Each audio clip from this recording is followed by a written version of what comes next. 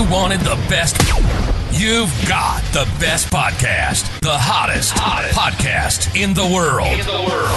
The Chris Voss Show, the preeminent podcast with guests so smart you may experience serious brain bleed. The CEOs, authors, thought leaders, visionaries, and motivators. Get ready. Strap yourself in. Keep your hands, arms, and legs inside the vehicle at all times, because you're about to go on a monster education roller coaster with your brain. Now, here's your host, Chris Voss. Hi, folks. Voss here from thechrisvossshow.com.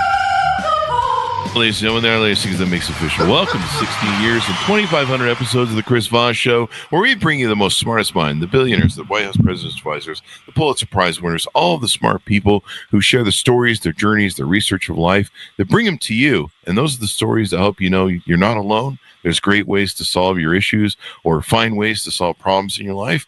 And lots of people with what we call the blueprints on how to resolve issues and learn more. So you're here doing that. Anyway, guys, refer to your family, friends, and relatives. Go to goodreads.com/Chris Voss, Facebook.com/Chris Voss, Chris Voss 1 on the TikTok, and yells crazy place. Yeah. Opinions expressed by guests on the podcast are solely their own and do not necessarily reflect the opinions of the host or the Chris Voss Show. Some guests of the show may be advertising on the podcast, but it is not an endorsement or review of any kind. Today's featured author comes to us from bookstolifemarketing.co.uk. With expert publishing to strategic marketing, they help authors reach their audience and maximize their book success. Today, an amazing young man on the show. We're going to be talking about his latest book. It is called Fixing America: Essays on Domestic and Foreign Policy, out January 30th, 2024, by James Matthew Sawatzki. So we're going to get into it with James and talk to him about his book and insights and all that sort of good stuff, yada, yada, yada. James is a Tacoma, Washington educator with over 38 years of experience. He received the 2014 Governor's Award for Excellence in Teaching History, the 2014 Washington State Patricia Bering Teacher of the Year Award, and the 2005 Gilder Lehrman Institute's Washington State American History Teacher of the Year Award. He is also a founding board member of the Washington State National History Day. Welcome to the show. How are you, James? Oh, alive and well. But I got to tell you first, I wish I was the billionaire being interviewed. Oh. Well, you know, maybe you're just on the show to work your way up. Next time you show up, you'll be a millionaire. Well, it's going to take a lot of book sales. And the other thing is, so am I allowed to curse on this show? Yeah, just a little bit. Try and save it till after the first 5 minutes. YouTube watch the first 5 minutes. Give us your .coms. Where can people find you on the interweb, sir? My .com is currently under construction, as I was instructed by your producer 2 days ago, and it'll be up there as soon as I have it. I had one before, but I let it lapse. It was with the Go-Go Daddy, and it just didn't seem to be getting any motion, and I figured it's not worth the monthly fee. But bookrights.com is going to put one up for me because they're going to be producing my second book, which is Portuguese Experiences, about my life since I retired to Portugal. All right. That should be fun. So give us a 30,000 overview of what's inside the Fixing America: Essays on Domestic and Foreign Policy. My lesson plans. This is essentially my lesson plans teaching American history, civics, and foreign policy over 38 years. And it's not that thick. And the reason is because as a public school teacher, I knew I had to get to the point right away in order to maintain the attention of the children and definitely give them a, some kind of big picture evaluation, which is one of my specialties has been ever since I started education. It's big picture. There you go. Big picture. Let's see if we can't fix America with some of the things you've discussed here. Give us some samples. And you talk about the book, I think, is designed for fans of Noam Chomsky, Paul Krugman, David Brooks, or Robert Reich. Yes. Noam Chomsky was very actually positive. I had actually written this entire book as a bunch of essays and feature essays. I was trying to get published at the New York Times, the Chicago Tribune, or the Los Angeles Times or Washington Post. And I wasn't getting any responses from anyone. So I finally wrote to Chomsky because I knew he used alternative media all the time. Huh. And I thought, Professor, can you tell me where someone might want to publish this? And he wrote me back a very nice email where he said, well, I'm now an emeritus professor. I don't have any teaching aides, and I'm not quite sure, but I think you've done some interesting work, which is why he's on the cover, because he was very encouraging for me to continue on and turn it into a book. That's really amazing. You got that sort of, that's on the cover of the book, of course, that blurb. Yeah, I chose the two best words. So now samples of maybe some of the insights that you have on domestic foreign policy that we can maybe utilize today. Is there seems to be some things in politics that seem to be a little disruptive nowadays. How can we maybe improve on some of the things that you talked about in your book? Well, like my good friend who reviewed the book said, it's not a cookbook, and it's more just a series of seminars of topics and my take on them. Mm-hmm. So Flynn and other conspirators ought to be stripped of citizenship. Supreme Madness. Michael Flynn, do you mean the previous general? The general, who's a traitor to his country. Supreme Madness, the Taliban United States Supreme Court, which is basically now a religious right court.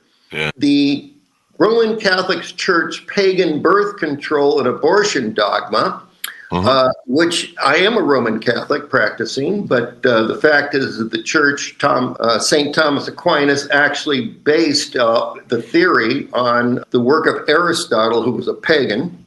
Mm-hmm. Open letter to Justice Clarence Thomas, one Catholic to another, on why he needs to lay off. He's lay off getting the free RVs, or what?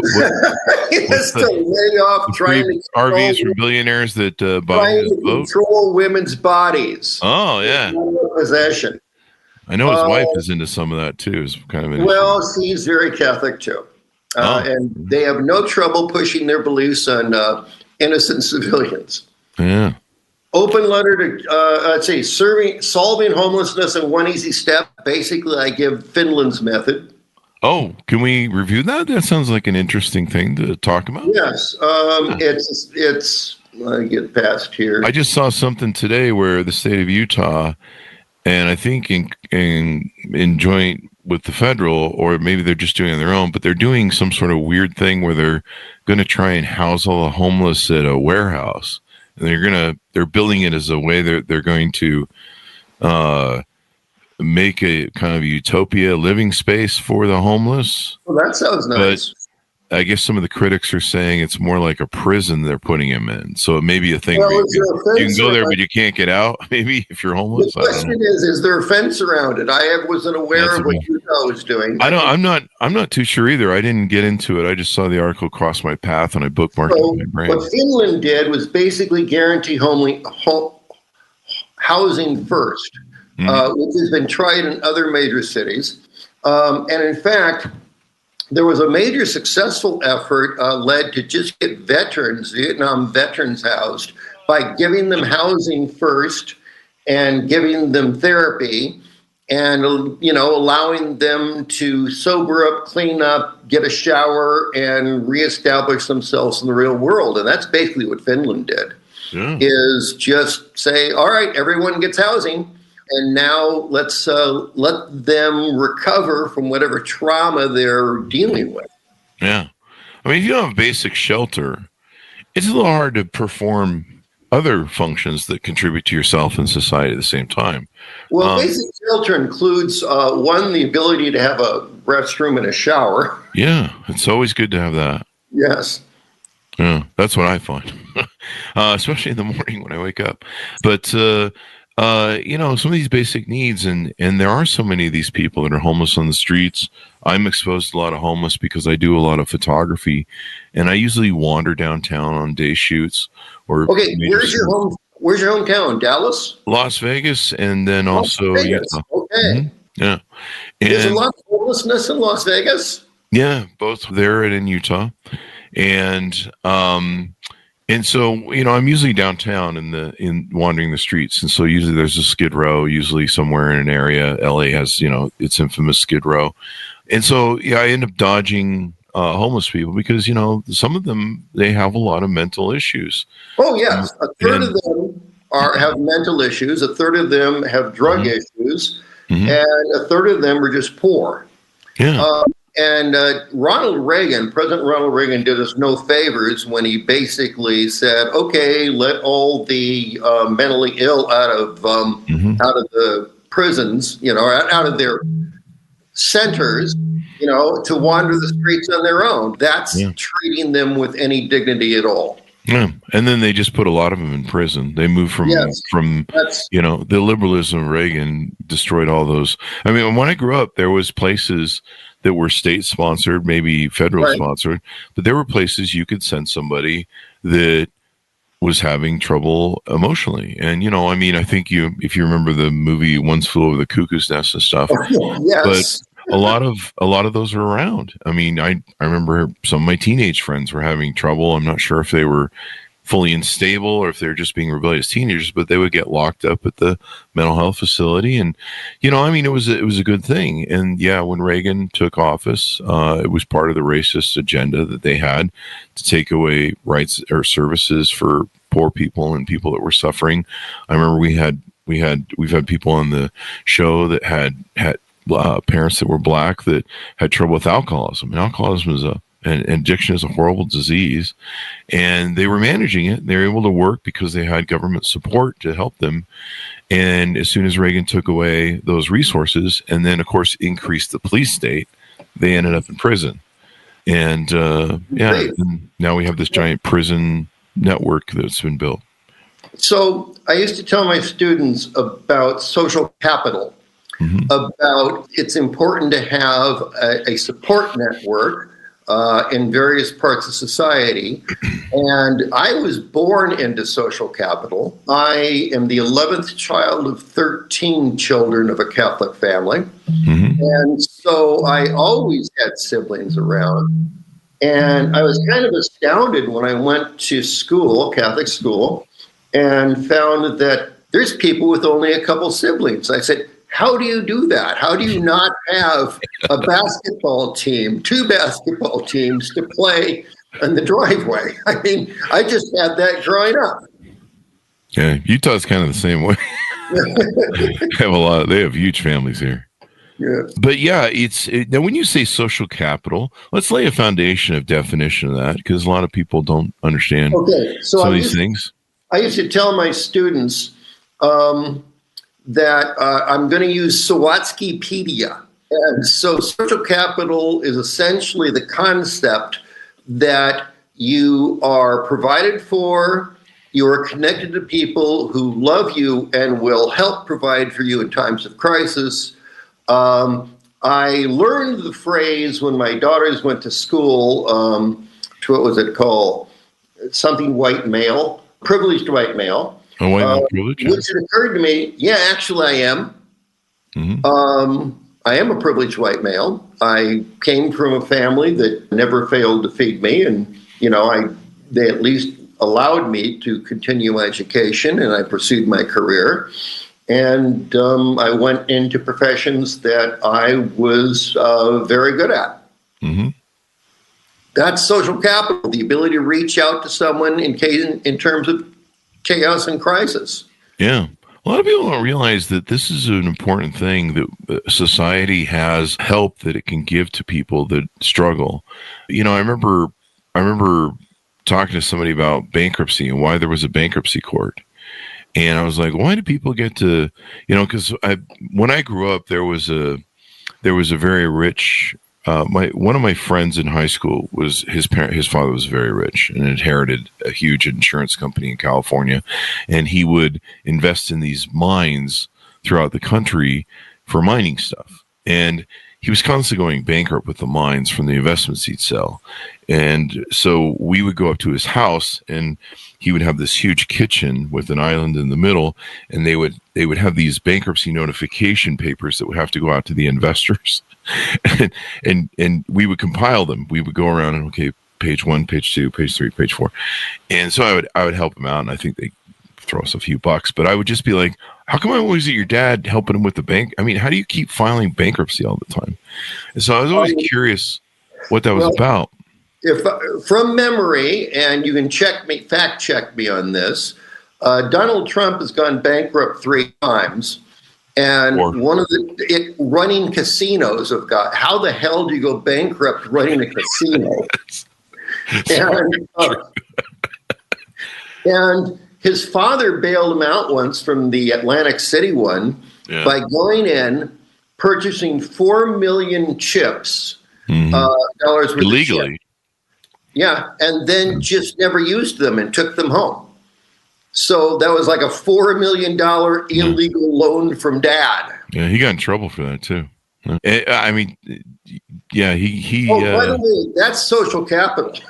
That's social capital. And so finally, somebody explained it to me. I read it somewhere that the reason we have a bankruptcy courts and the reason we have welfare and support for the poor is you can't throw people away if they make mistakes, and people are going to make mistakes, or they're just going to come across, things are going to happen to you in life. I've had my cathartic moments in life that have destroyed me financially, destroyed me personally. You can't throw people away, and you have to give people the opportunity to recover. And also, it's bad for capitalism not to allow bankruptcy. Exactly. Because yeah. You're never going to get a second start, and you're not going to get another active, producive, perhaps productive entrepreneur. Yeah. I mean, it's just, come on. We used to use stocks, and we used to have debtor's prison. And, thank God for the I think you're locking up on me, James. James? James? Oh, here I am. Hi. Yeah. Can you make sure everything's closed down on your computer that could be running in the background, maybe? Okay. We're definitely have some issues. So I lost about 2 or 3 minutes here. That really quickly. Oh, you know what the problem is I'm on Firefox, and I was supposed. Oh God! I think you're all fine. Right, so let's just keep going. Yeah. It's working. Just close any tabs or anything else that might be running on the computer program-wise. I'll be working on it. Get this out, I assume. Yeah, we'll cut it out. No one will know the difference.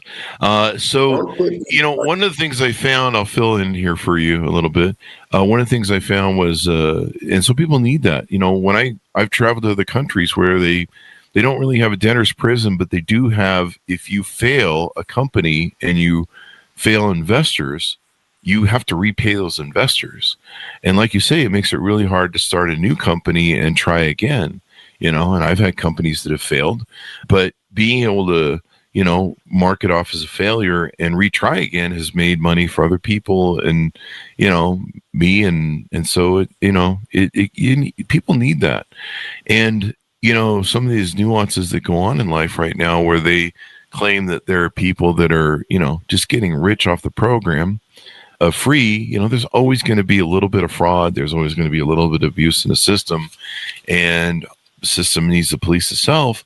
But for the most part, people are, the guy who's homeless on the street, who the hell is he ripping off? No, he's not ripping off anybody. He's on the street. He's just trying to get by day to day, hour, minute to minute. Yeah, he's not driving a Rolls Royce there. By the way, I had students who did drive a Rolls Royce, and I had students who were living day to day in various housing, going couch to couch. And it all had to do with who their relatives were. The guy who has the largest automobile collection on the planet is, I think it's Harold LeMay of Pierce County, Washington, who has kind of an almost monopoly on the garbage system. And he and Jay Leno used to compete for, prized classic cars. And eventually a former student of mine said, well, let's go ahead and build the what they call America's Car Museum in Tacoma, Washington State, and just populate it with some of Grandpa's cars. But he came to his senior formal, picking up his date in a Rolls Royce Silverado. Oh, wow. I mean, so if your grandpa has that kind of money, well, then you get to impress your date. Yeah. I guess I'm in the wrong business. There you go. Garbage, perhaps. We do a lot of garbage on the show. I say a lot of garbagey things, I suppose. I don't know. So what are some other examples in your book that you talk about in the essays? Oh, geez. Okay, going on. Let's go back to the start. I'll just go through the titles. Overhauling college education programs towards effectiveness, a modest proposal of education reform. Mm-hmm. And here's my solution to immigration, aka undocumented workers. Just open the borders. Let all who wish to be Americans in without limits. Let's talk about that. We've had one gentleman on the show who believes that we should do like China does. We should have 1 billion Americans. I forget his name, but he was head of a big media. Well, we can handle it. We can more than handle 1 billion. Mm-hmm. Problem is, we don't reproduce anymore.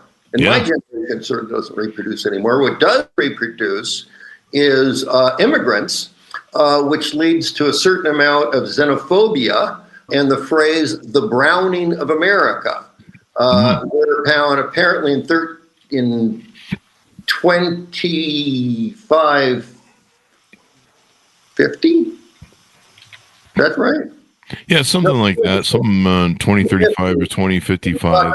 There's going to be the tilting between white guys like me and people who are more mixed race or more darker skin or more South American or more Asian or more whatever people who are xenophobic about non-whites consider brown.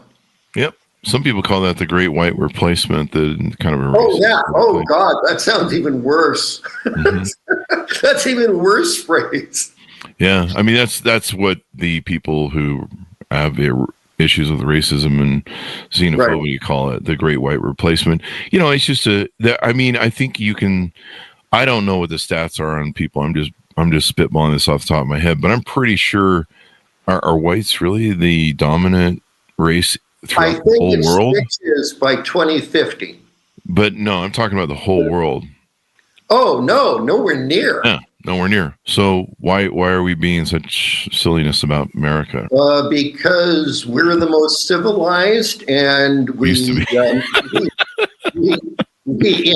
invaded the Philippines to take care of our little brown brothers.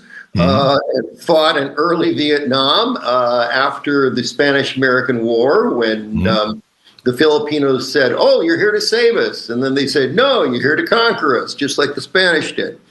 And then we did. We killed 100,000 of them before they surrendered and decided that they would agree to be, kind of a territory of the United States. And you're talking about Guam? I'm talking about Philippines. What year was this?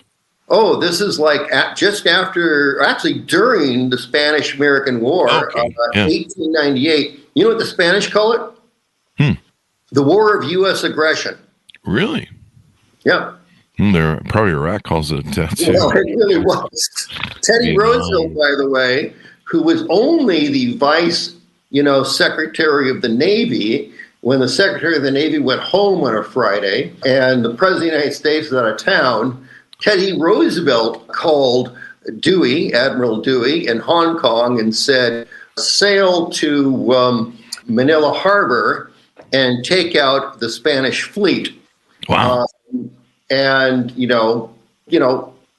Roosevelt was certainly a man of ambition, and he was certainly not unwilling to take charge even without authority. What are some other aspects of the book we want to tease out, or maybe favorite stories that you found that you're kind of your favorite stories to tell in the book? Well, I've got the one that I get criticized on most is solving the Israeli-Palestinian crisis. Oh, that's a tough one. Yeah, well, I at least thought we'd go back to basics with the two-state solution, and then. Jerusalem was the sticking point when Clinton was president and trying to get, because Israel wouldn't allow Jerusalem to have East Jerusalem be part of the Palestinian, capital. And so my theory was, all right, how do we get out of this box?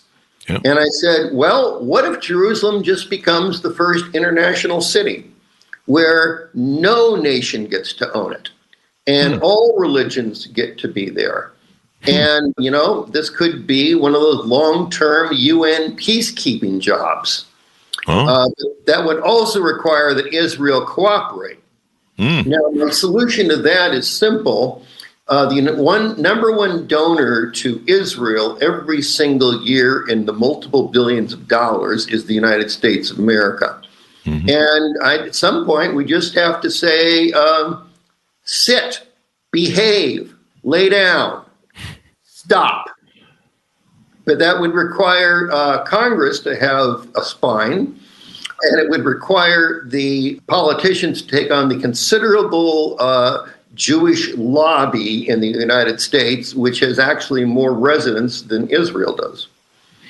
Yeah. So you got to have So with your solution, you provided this book in 2024.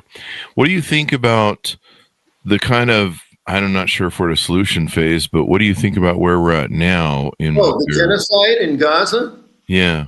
Yeah. Well, I mean, everything kind of what's been going on with, there's claims that they might turn it into some sort of resort. Well, that was Trump's fantasy, but because, the man only thinks in terms of real estate And money. And he doesn't think in terms of ethics or morals or values. I mean, he's been divorced 3 times. And he's only delivering, as they say, he's the transactional president. What's in it for me is the first thing that he always asks. And so, it looks like I believe they've gotten the October 17 hostages, at least the ones that are still alive. No, the ones that are alive. And the rest have to be found once they clear the rubble. Oh, wow. Which means Israel killed half of its own hostages. I know they killed one group of hostages they found. The hostages either liberated themselves or I think they've been left. And they were like, hey, we're free. And the Israelis came upon them and killed them. And that's what's unfortunate. I didn't catch that day. Yeah, that was a small group of them. They found, I think 4 or 5, 3 or 4. Well, that's just ironic as heck. Isn't it, though? I mean, you think you're free and you're saved and they shoot you. Your own country kills you. Yeah, well, it's welcome. It's war is hell, I guess we can say. Well, that is what I've heard, and I've had the good luck of never having to have served in the military. I did serve as a civilian employee for the Corps of Engineers in public relations, but I have 2 brothers who were in the Vietnam War. One earned the Purple Heart and the Silver Star. And he was the only person to survive from his platoon over a night of attacks before he was evac'd, and he already had shrapnel wounds. Yeah. The good news is he was shipped to Hawaii for treatment, where he met his wife, who was a nurse. And Bonnie made excellent chocolate chip cookies. And let me ask you this. One of the things you talk about in your book, and this is really important because I see so many people right now that don't know civics, that don't understand the Constitution, that don't understand the Federalist Papers, or the Federalist Papers, and why they were written. Or the Anti-Federalist Papers. Yeah. Are you talking about Project 2025? Oh, well, I'd say that's the anti-U.S. government papers. That's Pretty much. So why is civics important? Why is it important to teach civics and learn about it? So Aristotle defined, somewhat scientifically, all living things on Earth. And his definition of, and this is ironic because way too often in my life, in my students and the parents I've met, and even in casual conversation, people say, I hate politics.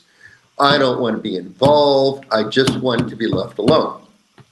And Aristotle actually defined humanity as zoe politikon, literally the only animal that does politics. So as I used to tell my students, if you don't want to do politics, do you want to be a cow instead?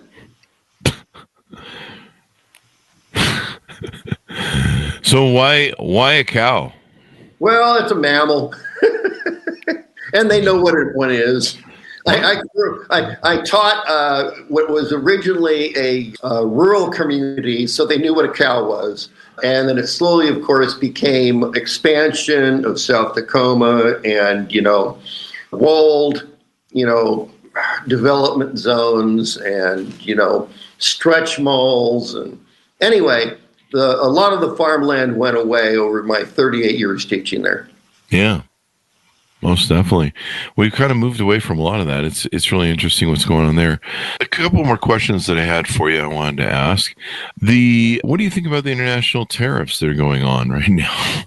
Okay. Now, what I've said on my other YouTube interview was I so wish I had written a chapter on tariffs because it's the stupidest economic idea ever, and both liberals and conservatives and libertarians agree.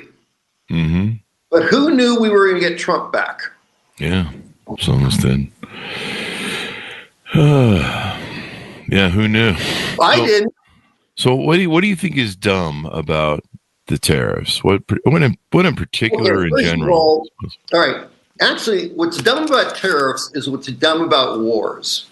As I used to tell my students when we moved from mercantilism to capitalism, and Adam Smith wrote the big book for the King about why capitalism is better and why specialization in trade is better for production and for wealth of the nation than, attacking the French and trying to steal their cargo, or attacking the Spanish and trying to steal their cargo. Basically, the days of pirating, were over. And the thing about war is capitalism depends upon repeat customers. Mm-hmm. And the worst thing you can do is kill repeat customers. Yeah. It's bad for business. That's what I've found. Judge says I can't do that anymore. Yeah. And it's really you also talk a little bit in the book is why the USA continues to punish Cuba after seeing your differences with China and Vietnam. Obama tried to loosen it up a bit, re-engage. Yeah. I mean, come on. We had rapprochement with Russia before Putin. Mm-hmm. We had rapprochement with Vietnam, for God's sake, which probably made this suit. Mm-hmm. And we had rapprochement with China under Nixon. So why the heck are we still beating up on Cuba? And the reason is because of Florida. It's one of 7 important swing states. And third generation of Cubans who, under Castro's revolution, were basically banished to Florida. And they're still angry. And they want their property back. Mm-hmm. Well, get over it. You lost. They're still grinding that axe from 1965, 1962. 1965? Yes. No. Let's see. It was 62. 61. 62 was big. It would have been during Eisenhower that Cuba was Castro, right? Because John F. Kennedy inherited that.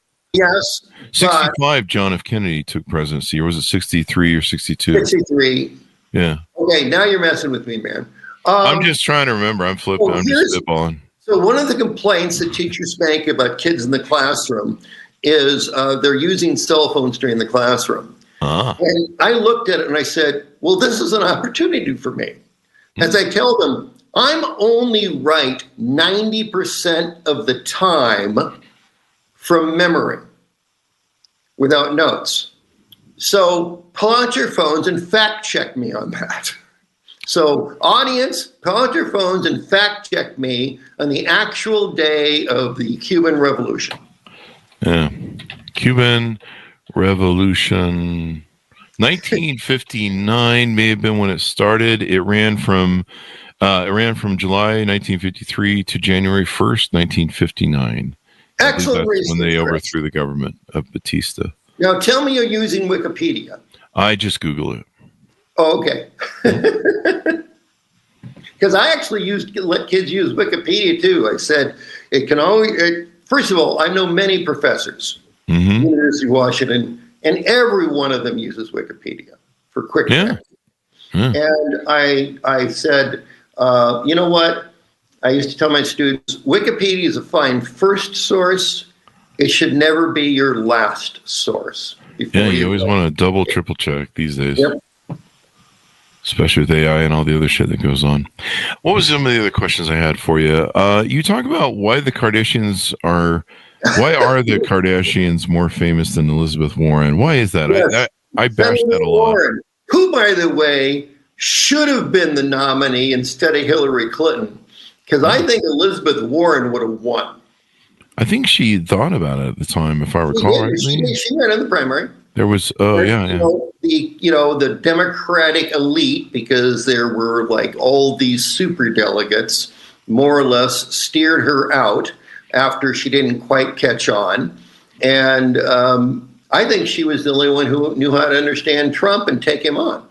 And by the way, she's also my hero, going back to an earlier topic, for her work on bankruptcy law and on creating, an agency to protect the interests of the interests of individuals and families against, corporate exploitation. Moreover, she has a very cute dog, Bailey. But I will add to that she herself was a survivor of bankruptcy in Texas. And that's when she became interested in economics. Her parents were bankrupt, and all of a sudden, they were no longer living the quality of life they had been living. And that's what drove her in economics, and that's what made her specialize in bankruptcy law. One other thing you talk in the book, do you think that progressivism will triumph eventually? It seems like we're zigging and zagging, as President Obama said it. Okay, knock on wood. I have a wooden table here. Okay, first of all, if you're going to deal with a school teacher who's dedicated his entire life to the service of the community and the service of children and their parents, then you're going to deal with a guy who's fundamentally an idealist. Even my conservative brethren, and there are many conservative teachers, by the way, they're not all liberals, and there's many libertarian teachers, believe it or not. And by the way, some of the best teachers I ever taught with were ex-military, if only because they had 20 years experience of discipline, and they got a good education along the way. And they also understand the importance of discipline and practice. Yeah. So where were we? Hit me with the question. We were talking about the Kardashians, why the Kardashians would be more famous and more watched than. Okay. So bread in circuses. Now that's the old phrase from the days of Roman Caesars, is that give the people bread and give the people circuses and you will keep them passive. Well, Kardashians are circuses without bread. But they use the public airways, by the way, to basically make a self-promoting, quote-unquote, reality TV that we both know really isn't reality TV. Yeah, they're all scripted. And so it's, what was the phrase back from the 60s? The boob tube. The boob tube, yeah, I remember. Yeah, TV was the boob tube, which has a wonderful double connotation, both of talking to idiots and sucking on a breast. So it's a great double connotation. And I think actually most of reality TV, which unfortunately is extremely popular, or as I call it, non-reality TV, is people having the guilty pleasure of watching other people be mean to each other. Yeah, that's maybe that's why we have these people now that are mean to each other, and they feel that they laugh at people who aren't getting SNAP benefits right now. I've seen people just laughing and goading at people like, you're gonna be poor and hungry, and you just think of, there's children that I think I saw 80% of the people who utilize SNAP benefits are children. It goes to support children and their food and food insecurity. Who the fuck would laugh at that? Is there fraud in the system? Yeah, there's going to be some fraud. Probably. But that doesn't mean we need to throw the proverbial baby out with the bathwater. Yeah, no, it's in this case the literal baby out of the bath. Oh, yeah. It's always funny. Republicans are always like, we're against abortion and the child is so important. But, man, they sure want to forget about and give them nothing after they're born. Yeah, that's right from that to rugged individualism. Yeah. Pick yourself up by your bootstraps and make it work, even though you might be in a society that represses you or redlines you, et cetera, and tries to subjugate you where it can based upon race or other conditions. So as we go out, give people a final pitch on why they should pick up your book, how they should find out more about you. Maybe we can get a plug in for your other books as well. I'm on Amazon. I have a website in development. Google James Matthew Sawatzki on Amazon, and I come right up. You have to use the word Matthew because some other guy named James Sawatzki published before I did. Believe it or not, there's two of us on the internet. And progressivism. Ultimately, progress happens. I mean, what was it? Martin Luther King Jr. said, the curve towards justice is long, but no, that's not right. That's not the quote. It's the curve of history bends towards justice. And given the fact that we started as a colony under a king and with a government that was across an ocean, and then we developed our own little state and local governments who then organized themselves into a rebellion, which then eventually led to, the War of 1812, and then eventually led towards the Industrial Revolution. And the Industrial Revolution transformed the United States from an agricultural country into a mass industrial empire. And then the World War I and World War II of suicidal aspects of imperialism in Europe, the United States came in the second time eventually and basically helped the British take out the Germans and the Japanese. And then, and this is like first time in empire history anyone has ever done this, we rebuilt Japan after writing them a constitution, which actually MacArthur himself wrote, and the Lend-Lease to Europe. And on the one hand, it was like the greatest act of charity of a conqueror in the history of humanity. On the other hand, it was also an act of self-interest. Because the only country with industrial capability immediately after World War II was us. So the money that we all invested over there had to come back to us to buy the products to rebuild the manufacturing in Europe. And that was essentially just the Franklin Delano Roosevelt version of, pump priming. We're basically pumping our money out. So we'll get pumped back in and get the whole economy going again, which allowed us, after some false starts, to, have the largest economic expansion in the history of the United States in 1950s, 60s, 70s. Yeah, we made sure to, and that worked for a good 80 years, 75 years. Well, until Reagan decided to, cut taxes for everybody and, You mean the rich? Yes. I'm still waiting for my trickle-down economics yes. check. You and me. So as we go out, thank you very much for coming to the show, James. We really appreciate it. Appreciate you hosting me. Thank you. I hope this comes out well in post-production. I think it will. Usually things do better because we put some sound filters on everything and then put the book on the cover, so it should. Folks, order the book wherever fine books are sold. It's called Fixing America: Essays on Domestic and Foreign Policy, out January 30th, 2024. Thanks to our audience for tuning in. Go to goodreads.com/Chris Voss, youtube.com/Chris Voss, Chris Voss1 on the TikTokity and all those crazy places in the internet. Be good to each other. Stay safe. We'll see you guys next time. Mr. Voss.